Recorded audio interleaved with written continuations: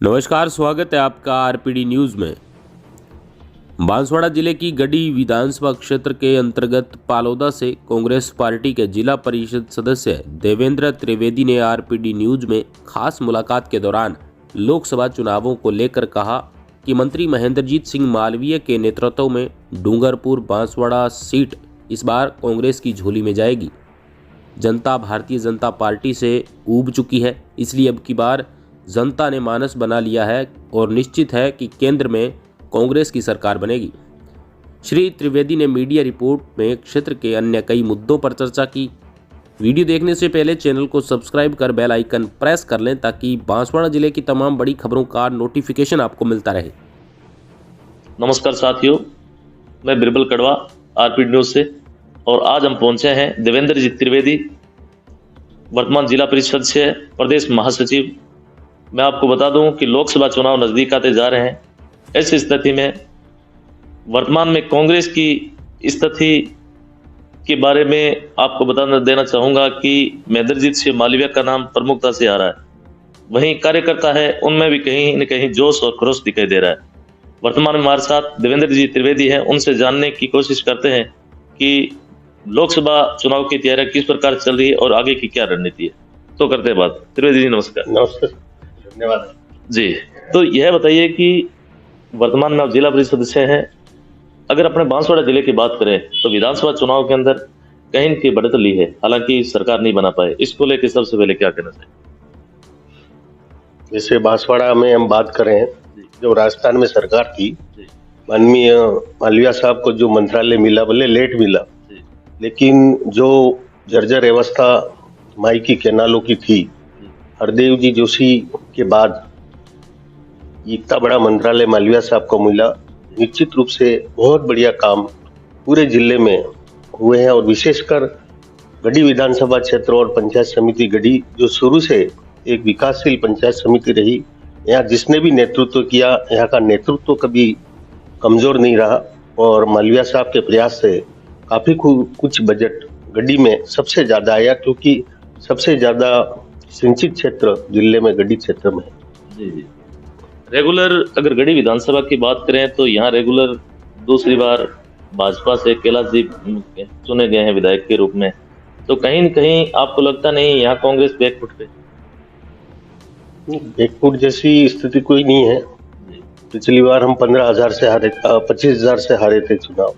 इस बार 10,000 vote margin कम हुआ, कैलाश जी 15,000 से जीते। और जो नई पार्टी आई, जैसे भारतीय ट्राइबल पार्टी आई, और ट्राइबल का जो वोट बैंक है, कांग्रेस का वोट बैंक, शुरू से कांग्रेस के साथ वो लोग रहे।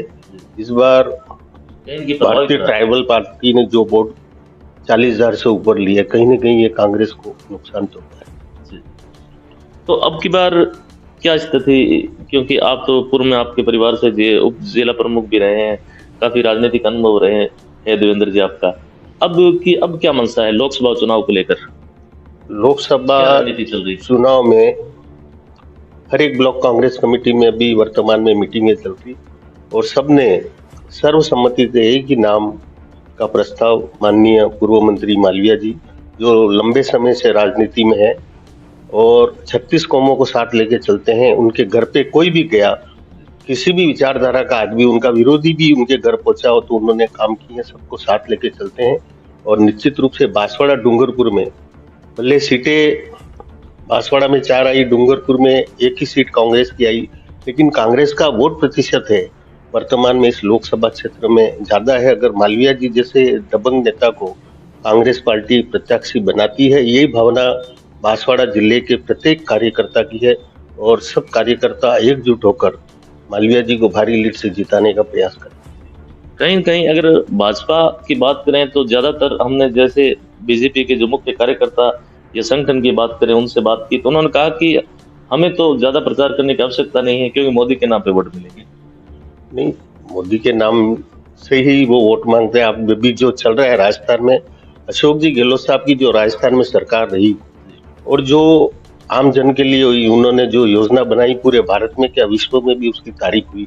और ये मोदी जी के नाम से ही वोट भारतीय जनता पार्टी वाले झूठे प्रचार करके ले जाते हैं, ऐसा कुछ नहीं है। वास्तव में इस जिले के डेवलपमेंट की अगर बात करें तो हरदेव जी जोशी के बाद अशोक जी गहलोत ने भी बांसवाड़ा को कई संभाग बनाया, यहाँ कई पंचायत समितियां नहीं बनी, तहसीलें बनी, काम तो हुए थे, रोड बने बड़े बड़े, यहाँ पालौदा से लेकर ठेठ गुजरात सीमा तक रोड बन रहे हैं। और बेणेश्वर धाम की अगर धार्मिक आस्था की बात करें तो इस क्षेत्र में संत मावजी महाराज रहे आज से 500 साल पहले, और आदिवासी नहीं संपूर्ण 36 कौम वो में उस बेणेश्वर धाम के प्रति आस्था है।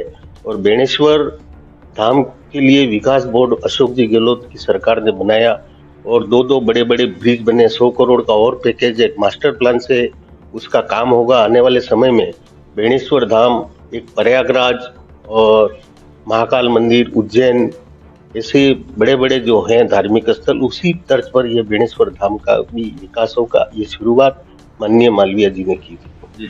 कहीं न कहीं त्रिवेदी जी, आपको लगता नहीं कि विधानसभा चुनाव के अंदर कांग्रेस के पिछड़ने का एक मुख्य कारण, अगर बात करें, विपक्ष वाले भी कहते हैं, आरोप भी लगाते हैं कि जो योजना आपकी सरकार की योजनाएं अच्छी थी, ऐसी बात नहीं है, वो कहते हैं कि बिल्कुल अच्छी योजनाएं, लेकिन चुनावी स्टंट था, चुनाव से जस्ट पहले 6 महीने के अंदर योजना निकली। नहीं, जब से गहलोत साहब की सरकार बनी तब से कुछ न कुछ नई योजनाएं चली और धरातल पे उसका क्रियान्वयन भी हुआ है।